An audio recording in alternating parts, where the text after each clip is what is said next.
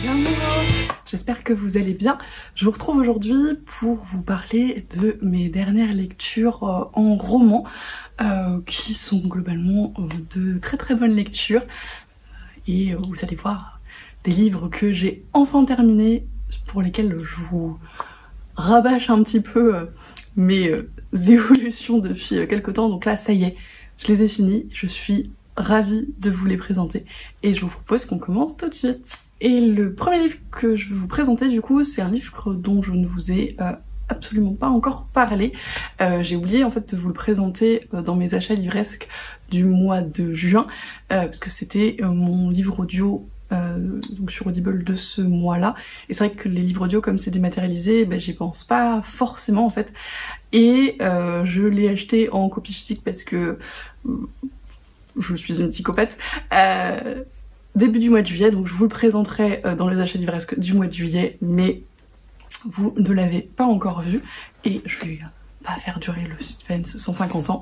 Je veux vous parler du tome 4 de Dune, donc l'Empereur Dieu de Dune de Frank Herbert chez Robert Laffont, là, les rééditions qu'ils font que j'ai juste là.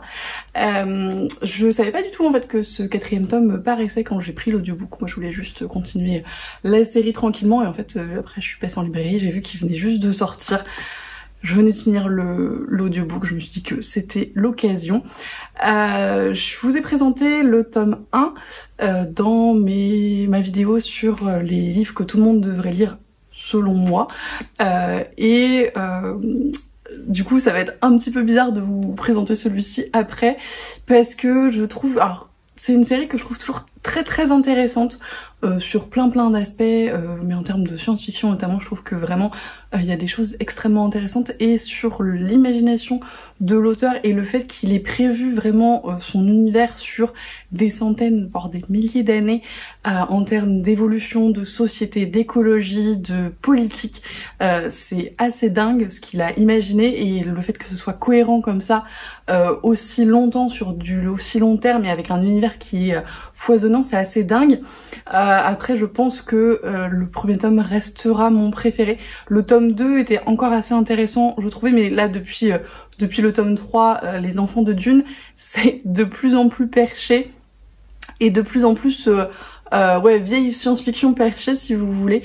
Alors ça reste agréable à lire, en plus je les lis, écoute en livre audio, donc c'est une expérience différente. Probablement j'apprécierais moins en lisant en format comme ça parce que c'est hyper perché, parce que dans celui-là et même le précédent, mais encore plus dans celui-là, il n'y a pas énormément d'action. En fait je trouve que ça fait de plus en plus pièce de théâtre si vous voulez, dans le sens où c'est beaucoup des espèces de grandes expositions où il y a un personnage qui discute avec un autre et où il raconte des choses qui se sont passées finalement hors champ, dans les coulisses, un petit peu comme au théâtre, et beaucoup d'actions en fait ont ce côté rapporté. En fait elles se passent pas, elles se déroulent pas réellement devant nos yeux, mais elles nous sont narrées par la suite, et en ça je trouve que ça fait vraiment tragédie. Et le livre en lui-même, je trouve que la structure de ce livre en lui-même fait très tragédie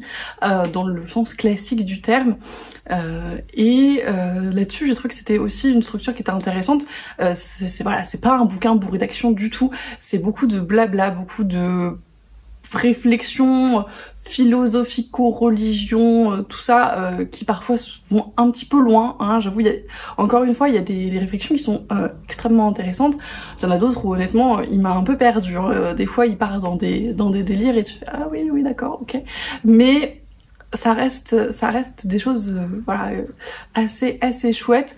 Encore une fois, pour moi le gros point fort c'est vraiment l'univers et son étendue, mais voilà, là c'est de plus en plus perché là dans ce tome là si vous voulez. L'Empereur Dieu de Dune, c'est littéralement un ver géant avec une tête et des bras d'homme, pour vous donner une idée un peu du niveau de what the fuck. Donc c'est vraiment, enfin voilà, on est parti très loin par rapport à ce que pouvait être le premier tome. Donc il faut réussir à raccrocher les wagons à partir de là, vous voyez, il faut réussir à se dire ok très bien, j'accepte que le personnage principal de ce bouquin soit un ver géant avec des bras. qu'est-ce qu'on va faire de ça? J'ai passé un bon moment, j'ai passé une bonne écoute. J'aime beaucoup le narrateur de ces livres audio. Globalement, je trouve qu'il fait ça assez bien. C'est pas mon narrateur préféré, mais c'est agréable et je pense que c'était très bien pour moi de les découvrir comme ça parce que voilà, ça me permet de rester accrochée même quand ça part un petit peu dans des sphères lointaines et mystérieuses. Voilà, je continuerai à lire la suite parce que j'ai vraiment envie de voir où ça va en fait, parce que là voilà, ça fait des millénaires que Dune a évolué et on voit que c'est en train petit à petit de rechanger encore une fois et on voit cette espèce de cycle qui se dessine, etc. Donc il y a plein de choses qui sont intéressantes, qui donnent envie. J'espère que les prochains tomes seront un petit peu moins perchés, peut-être un petit peu plus dans l'action, un petit peu moins en mode tragédie et blabla. Mais je vais continuer. En plus, vraiment, j'adore cette collection d'objets livres. Alors c'est extrêmement superficiel de ma part, on est d'accord, mais je les trouve magnifiques. Je trouve qu'ils rentrent extrêmement bien dans la bibliothèque. Je suis ravie de les avoir, je suis ravie de découvrir cette série parce que comme je vous le disais pour la sélection des livres que tout le monde devrait avoir lu, je pense que c'est vraiment une série qui a marqué durablement la science-fiction et ça se ressent quand on lit les livres. Il y a vraiment des choses qui sont je pense encore présentes dans l'imaginaire collectif. Donc voilà, je regrette pas du tout et même si c'est très capillotracté, il y a beaucoup de choses intéressantes, donc je poursuivrai cette saga en espérant qu'il redescende un petit peu en termes de wouh, de what the fuck. Et si, il y a quand même 2-3 petites choses qui m'ont un peu fait lever les yeux au ciel. Après, je pense qu'il faut garder à l'esprit le moment où ce livre a été écrit pour la première fois. Je crois que c'était dans les années 50-70, je sais plus exactement. Mais il y a notamment des positions extrêmement discutables, extrêmement préjudiciables sur l'homosexualité, et notamment l'homosexualité féminine. Il y a également des passages un petit peu bizarres où il y a une nana qui a un orgasme en voyant un mec monter sur un mur et là on se dit oui, je pense qu'on n'est pas tout à fait dans le même univers effectivement. Voilà, il y a des petites choses qui font un peu lever les yeux au ciel. Il y a des évolutions des personnages au niveau psychologie, au niveau réaction qui sont un petit peu... Enfin, on a du mal à y croire dans une certaine mesure et on l'explique pas franchement. Enfin voilà, pour moi le point fort de ce livre, c'est en tout cas de celui-là, c'était moins vrai dans le premier. Les deux premiers, j'avais vraiment une grosse implication avec les personnages au niveau psychologique et je comprenais leur réaction. Là, je trouve que de plus en plus, il y a des choses qui sont pas extrêmement claires. On comprend pas toujours l'évolution, on comprend pas toujours les réactions. Des fois, c'est un peu rapide à mon sens. Mais voilà, encore une fois, pour moi là, je continue à lire pour l'univers et ce que ça raconte et l'évolution que ça va avoir.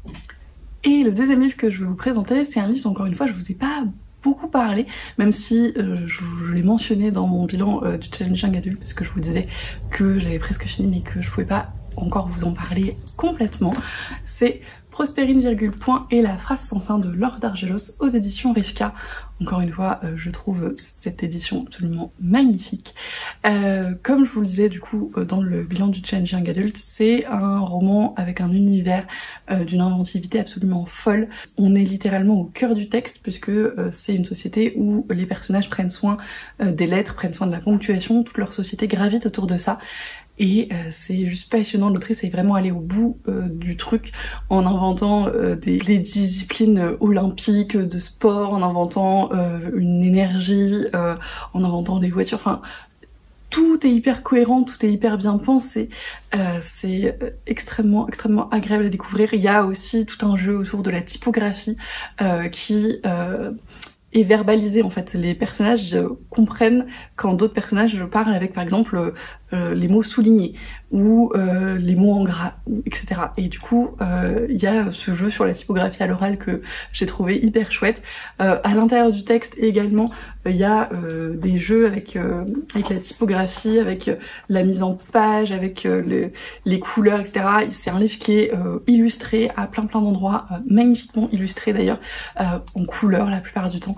Vraiment, c'est un objet livre qui est d'une beauté incroyable et extrêmement cohérent dans son ensemble avec l'univers. Donc univers que j'ai extrêmement apprécié, encore une fois comme je vous le disais. J'ai beaucoup aussi aimé l'espèce d'ambiance un petit peu cosy mystery qui se dégage de ce récit, puisque du coup c'est deux personnages, alors trois si on compte le frère de Prospérine, mais Honoré et Prospérine vont mener l'enquête sur le meurtre qui a lieu tout au début du récit, alors que rien ne les prédisposait à ça, initialement, surtout pas Honoré. Et du coup ils vont essayer de détricoter un petit peu cette espèce de grand complot qui a l'air de régir un petit peu leur société, etc. Et j'ai trouvé ça extrêmement sympa à suivre, les personnages sont très très chouettes. Alors je m'attendais à la fin, très honnêtement, j'avais vu le truc venir assez rapidement je pense, mais j'ai quand même passé un très très bon moment, j'ai adoré suivre les personnages, l'univers, je trouvais que c'était vraiment en ça que l'autrice faisait preuve d'une inventivité et d'une originalité incroyable, parce qu'il y a beaucoup de choses qui étaient très surprenantes dans l'univers et les petits rebondissements, même si la fin était un petit peu prévisible pour moi. Voilà, j'ai passé un très très bon moment, j'ai adoré l'écriture de Lord Argos que j'ai trouvé très très fluide, très très agréable.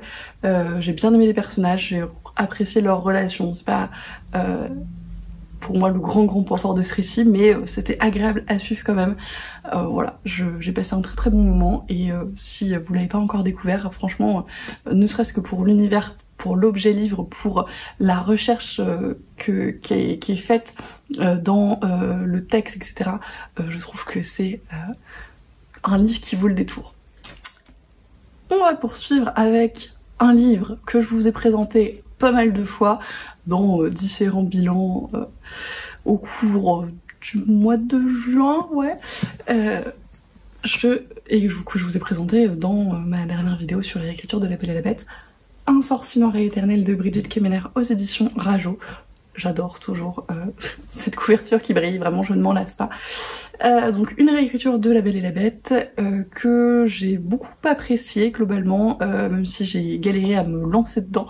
Alors je pense que c'était pas de la faute ni du style d'écriture ni de l'univers, parce que j'ai apprécié les deux, mais c'était juste pas le moment quand j'ai commencé à le lire, et il m'a fallu un petit peu de temps pour enclencher la seconde.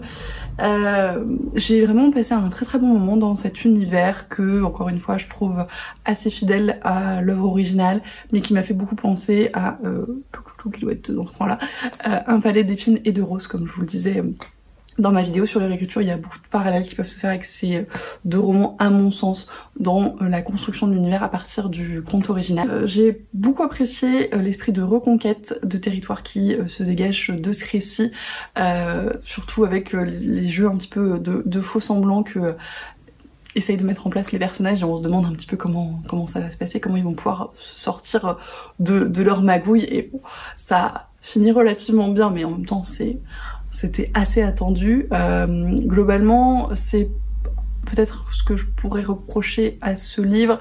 Il n'y avait pas de grande surprise sur la fin, parce que c'est la fin classique du conte, qui va un tout petit peu plus loin, encore une fois, dans l'esprit de reconquête, mais là-dessus on reste assez classique. Par contre, l'espèce de post-face, si on peut dire, la fin après la fin, était un peu plus surprenante, même si je l'ai vu venir, je dirais à partir des 2/3 du récit, parce qu'il y a des petits indices qui sont un petit peu lâchés comme ça.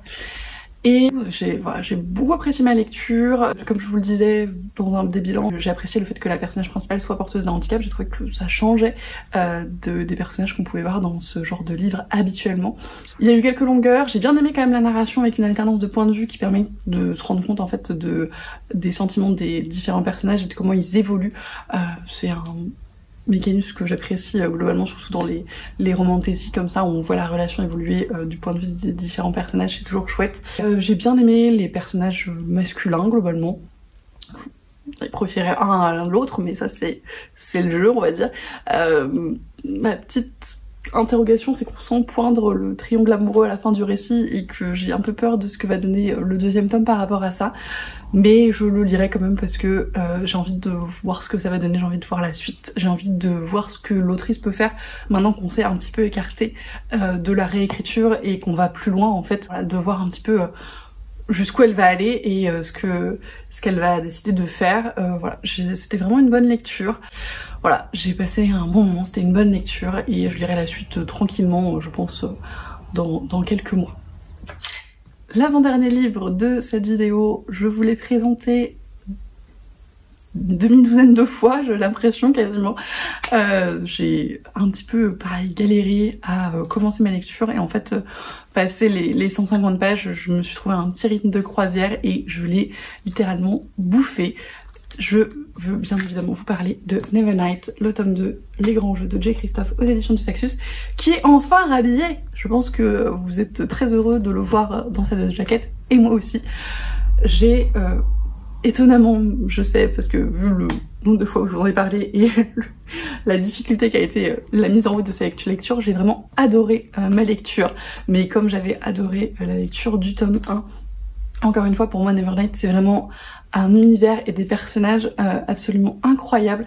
L'écriture de J. Christophe aussi est vraiment très intéressante parce que elle est pleine d'humour, mais à la fois hyper légère et parfois très gore, très... Enfin, faut s'accrocher un petit peu.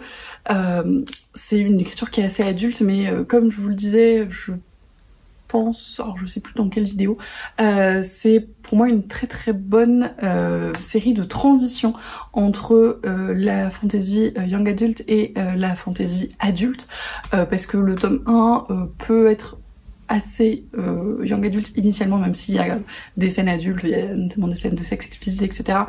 C'est à ne pas mettre entre toutes les mains, mais il y a des thèmes abordés, des problématiques qui sont assez young adult au départ, et en fait plus ça va, plus on rentre vraiment dans ce que peut être la fantaisie adulte vraiment classique, enfin dans les thèmes abordés, je veux dire, hein, je dirais pas que c'est de la fantaisie classique, loin de là. Et du coup, pour moi, c'est vraiment une excellente transition quand on veut aborder un peu ces genres-là. Et qu'on a un petit peu peur. Alors, c'est des énormes briques, hein, ça fait un peu peur aussi peut-être, mais elles se lisent extrêmement bien. Vraiment, c'est un style qui est très fluide, qui est très entraînant. C'est bourré d'action, il y a plein de péripéties, donc on a envie de tourner les pages, on a envie de voir ce que ça va donner. C'est en plus... une série où le rythme est extrêmement bien géré. Toute la première partie, comme je vous le disais quand je vous parlais de ma lecture en cours des 150 premières pages, toute la première partie on a une alternance entre le passé et le présent qui fait que les deux avancent à la même vitesse et que du coup on raccroche un petit peu les wagons doucement, et puis après dans les parties suivantes on est vraiment que dans le présent, donc on n'a plus cette alternance de rythme, mais on a compris ce qui se passait, etc. Et du coup ça perturbe un petit peu la lecture initialement, mais en fait ça permet vraiment de s'impliquer dans les deux temporalités et de pas être frustré au départ en ayant l'impression que les choses avancent pas, si vous voulez. Et là-dessus je trouve que c'est vraiment une très bonne réussite au niveau rythme, mais à plein d'autres niveaux. J'ai trouvé que vraiment c'était déjà le cas dans le premier tome, mais c'est encore plus vrai je crois dans celui-là. J. Christophe a vraiment une narration extrêmement pertinente, extrêmement percutante, et à plein de moments il va laisser des petits indices sur ce que ça va être la suite. Et si on arrive à les choper et à voir un peu comment il les récupère, c'est juste génial comme façon de faire. On se rend compte qu'il a vraiment tout réfléchi, tout pensé en amont, et que c'est incroyable. Alors il y a des choses que j'ai vu venir du coup, hein, comme je vous le disais, sur ces indices-là, il y a des choses où je me suis dit ah peut-être que ça ils vont le réutiliser, etc. Et effectivement c'était le cas. Il y a des choses par contre que j'ai absolument pas vu venir. Il y a eu des petits twists à la fin qui m'ont un petit peu retourné, et notamment la fin. Je l'avais pas du tout vu venir, et je suis extrêmement impatiente de lire la suite qui m'attend déjà sagement dans ma pile à lire, ne vous inquiétez pas. Je vous dis que je suis extrêmement impatiente. D'un autre côté, j'ai pas envie de le commencer trop vite parce que je sais que j'ai galéré à démarrer celui-là parce que c'était pas le bon moment, donc je veux vraiment le lire dans un moment où je serai complètement impliquée dans ce tome-là pour pas passer encore un mois sur ce livre parce que ça va me frustrer et c'est pas le but. On va voir, peut-être que je vous le représenterai assez bientôt, c'est même assez certain parce que vraiment j'ai très envie de lire la suite et la fin de cette trilogie qui est vraiment extraordinaire. J'ai retrouvé dans ce récit donc encore une fois des grosses vagues de fantasy adulte et un petit peu de Hunger Games aussi dans certaines façons de concevoir, voilà, les grands jeux, les choses comme ça, on sent qu'il y a un petit peu cette touche là quand même, donc voilà, c'était vraiment très chouette. Il y a l'évolution des personnages aussi qui est extrêmement intéressante, il y a toute une réflexion autour de la sexualité de Mia qui est pareil un petit peu entre le young adulte et l'adulte, parce que c'est des questions qu'on peut se poser à ces âges-là, et c'est vraiment extrêmement bien fait, extrêmement bien retranscrit. C'est très très plaisant d'avoir ce genre de réflexion dans ces romans-là, et le fait que ce soit vraiment justement dosé en fait, c'est pas trop lourd, c'est pas trop. Donc voilà, j'ai adoré cette lecture. Je pense que c'est une série qui va rester pour moi parmi les références en termes de fantasy plutôt adulte du coup. Et je peux que vous la recommander si vous l'avez pas encore découverte. Et si vous avez lu ce tome 2 également, n'hésitez pas à me dire ce que vous en avez pensé. Et on va finir cette vidéo du coup avec un livre qui, pareil pour moi, devient une référence, mais l'autrice devient une référence globalement. C'est vraiment une vidéo sur des excellentes lectures et des auteurs un petit peu chouchou. Je vous parle bien évidemment de Becky Chambers avec le tome 2 des Voyageurs, donc Libération, publié chez La Talente.